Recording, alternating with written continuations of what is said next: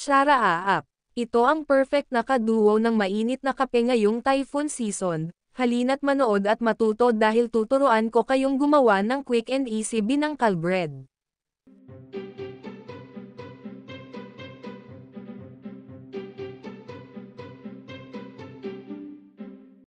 Para sa mga sangkap, isang medium na itlog. Ibit lang ito. Sunod ay 3/4 cup ng gatas.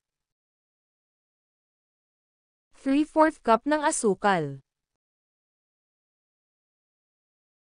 1/2 teaspoon ng asin. Isang tablespoon ng vanilla extract. Isang tablespoon ng baking powder. Isang tablespoon ng yeast o levadura. Haluin lang ito.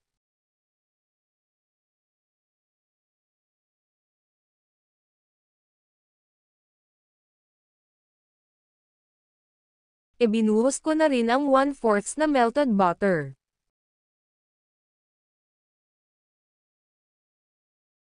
Haluin lang ito ulit, upang ang wet ingredients ay mag-merge ng maigi.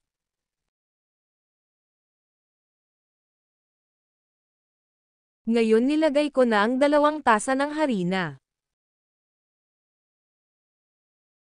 Haluin lang ito ng maigi hanggang ma-achieve natin ang tinatawag na smooth dough. Naglagay rin ako ng oil upang di ito maging madikit sa kamay.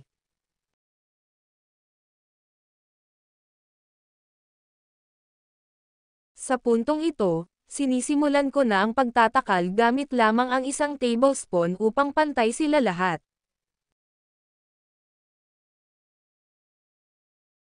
Matapos itong bilugin, ay nilubog ko na ito sa malinis na tubig, tapos sinawsaw ko sa sesame seeds, at binilog ko ulit upang mas kumapit ng husto ang sesame seeds sa ating dough.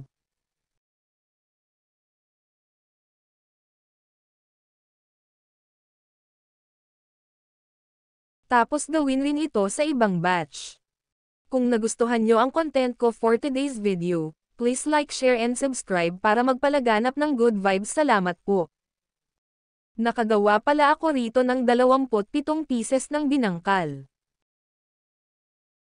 Then nagbuhos na ako ng saktong dami ng mantika at pinainit ko lang ito gamit ang slow fire.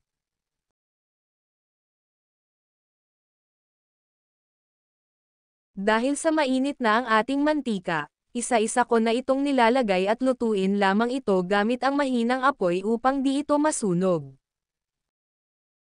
Kapag lumutang na ito, hintayin lang itong mag-golden brown at magkaroon ng crack na trademark ng binangkal.